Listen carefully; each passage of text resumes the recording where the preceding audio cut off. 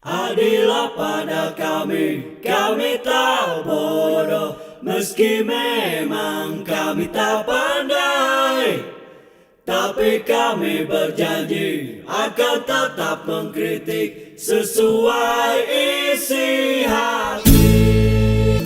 Hei penguasa, ini kami rakyat jelata. Engkau ada untuk siapa? Hei penguasa, ini kami rakyat jelata. Mau sampaikan semua keluh kesah. Bekerjalah dengan hati, pakai empati. Jangan banyak intrik, apalagi bikin taktik. Bijaklah dalam membuat peraturan. Jangan sampai bikin aturan yang berat sebelah.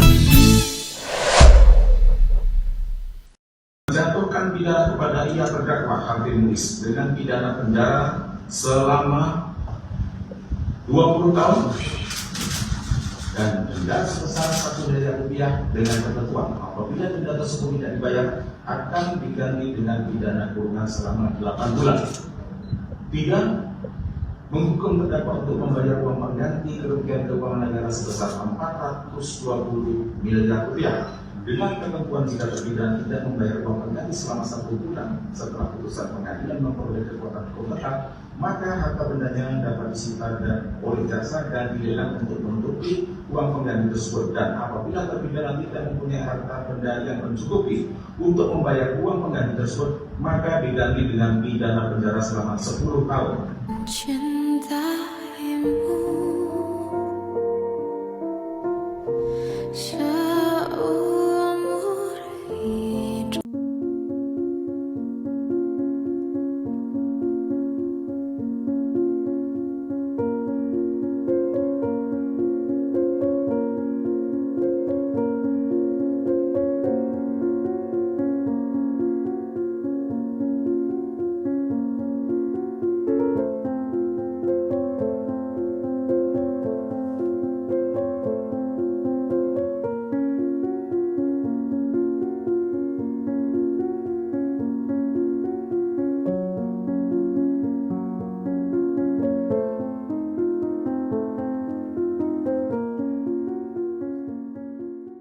PKB yakin Menteri Dablek itu sudah ada di kantongnya Pak Prabowo. Ini seru ini.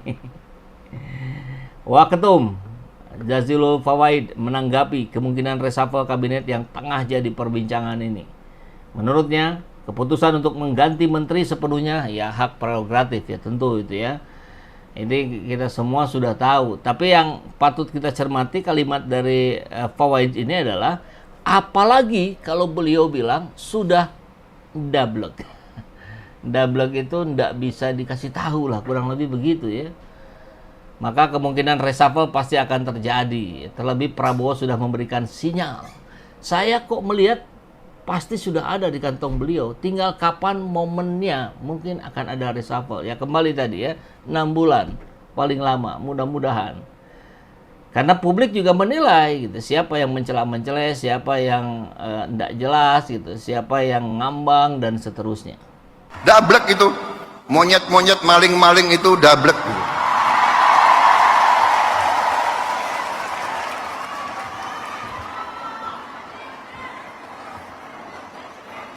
Enggak sadar-sadar ya. Tapi percayalah, kami tidak akan ragu-ragu membela kepentingan rakyat Indonesia. Kami tidak ragu-ragu. Saya katakan, saya siap mati untuk bangsa dan rakyat Indonesia. Tidak ada yang kebal hukum di Republik ini. Di bawah Presiden Republik Indonesia Prabowo Subianto, Gibran Rakabuming Gibran, dengan semua kabinet, tidak ada yang kebal hukum. Wassalamualaikum warahmatullahi wabarakatuh. Nah, kita ingat lagi, Prabowo sampai emosi, sampai juluki koruptor, ndablek, monyet, dan maling. Ngeri.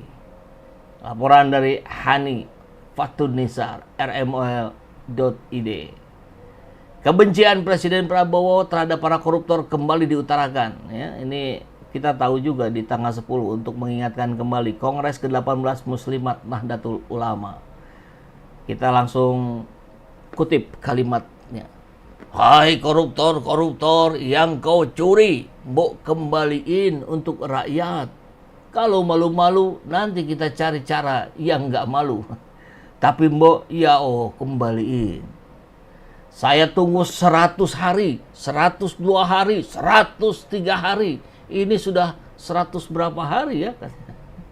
Apa boleh buat ya? Terpaksalah Jaksa Agung, Kapolri, BPKP, KPK, silakan. Silakan itu artinya silakan segera proses, tangkap, periksa. Ya. Kemudian kalimat berikutnya, saya selalu mengajak kebaikan. Saya selalu mendekati dengan cara yang saya ingin, kerukunan. Tapi kalau maling, gak usah diajak rukun. Mantap Pak Presiden. Saking emosinya, Prabowo sampai mengeluarkan kata-kata kasar seperti monyet dablek yang dalam bahasa Jawa artinya orang yang sudah dinasehati untuk menggambar, orang yang susah dinasehati untuk menggambarkan kelakuan para koruptor tersebut. Sebetulnya kan rumornya sudah beredar banyak, menteri ini diduga korupsi ini, menteri ini diduga korupsi ini, menteri ini diduga korupsi. Iya kan? Begitulah gaya para politisi penghambat dunia pangkat dan jabatan. Periode presiden yang sekarang baru saja dimulai, sudah ngomongin pencalonan 2029. Dano. Ya itu fakta. Saya kira semua memang harus dipersiapkan, tapi jangan sampai mengganggu bagaimana proses yang terjadi hari ini ya, ke depan. Pemerintahan yang semakin membaik, continuous improvement, gitu ya. Terakhir Prabowo menegaskan bahwa tidak ada yang kebal hukum di bawah pemerintahannya. Tidak ada yang kebal hukum di negeri ini, di bawah Presiden Prabowo Subianto. Begitu katanya ya, tidak ada yang kebal hukum. Bahkan orang terdekatnya sekalipun. Saya kira ini sudah terbukti. Kalau di era yang lalu siapa ya, Edi Prabowo ini kan orang dekatnya Prabowo. Korupsi ya dikena juga itu, masuk sel juga. Nah sahabat, gegara gaduh LPG 3 kg muncul 5 nama pengganti Bahlil. Kebijakan pelarangan penjualan LPG 3 kg di tingkat pengecer menuai kegaduhan. Keputusan ini diterbitkan oleh Menteri ESDM Bahlil Lahadalia yang juga menjabat sebagai Ketua Umum Partai Golkar. Banyak pihak menilai kebijakan ini menyulitkan masyarakat, bahkan mengaitkannya dengan insiden yang menelan korban jiwa. Pernyataan Bahlil mengenai LPG 3 kg yang dianggap bercanda pun makin menuai kemarahan publik. Di tengah kontroversi ini, poster calon Ketua Umum Partai Golkar beredar di aplikasi WhatsApp pada Rabu 12 Februari 2025. Poster tersebut memuat 5 nama yang disebut-sebut akan menggantikan Bahlil, yakni Mutia Hafid, Nusron Wahid, Dito Aryo Tejo, Maman Abdurrahman, dan Bambang Susatyo. Kemunculan poster ini dinilai mengejutkan, mengingat Musyawarah Nasional Partai Golkar baru digelar tahun lalu. Dan apabila sesuai jadwal akan dilakukan lagi pada 2029 mendatang. Hingga kini belum ada pernyataan resmi dari pihak Partai Golkar terkait beredarnya poster ini.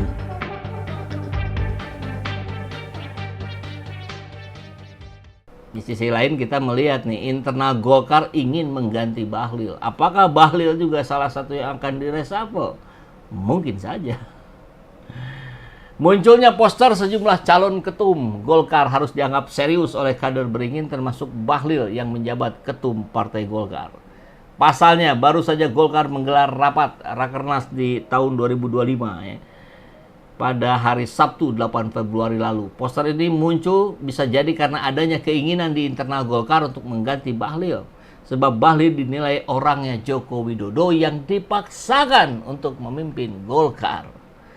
Begitu disampaikan oleh pengamat politik dari Universitas Esa Unggul M. Jamiluddin Ritonga kepada Ermo Jumat. Jamiluddin berpandangan bahwa sebagian kader Golkar khususnya elit beringin sejak awal memang tidak menghendaki Bahlil menjadi ketum Golkar. Kita tahu faksi-faksi di Golkar ya. Ada Yusuf Kala, ada Abu Rizal Bakri, ada siapa lagi tuh. Namun karena saat itu Jokowi begitu berkuasa, maka internal Golkar menerima Bahlil menjadi ketum dengan terpaksa, kata dia. Nah, di Rabu 12 Februari kemarin beredar di aplikasi berbagai pesan WhatsApp 5 figur calon ketum. Saya tadi bilangnya 4 ya, 5. 4 diantaranya yang berada dalam lingkaran kabinet Merah Putih, yaitu Mutia Hafid, Menteri Komdigi, Nusron Wahid. Wah, ini yang lagi disanjung-sanjung oleh netizen. Ada Dito Aryo Tejo yang menjabat Menteri Pemuda dan Olahraga. Ada Maman Abdurrahman yang menduduki Menteri Usaha Mikro, Kecil, dan Menengah. Sementara itu nama lainnya adalah Bambang Susatyo, Ketua MPR. Poster ini cukup menjadi kejutan, terlebih baru saja Golkar menggelar Rakernas.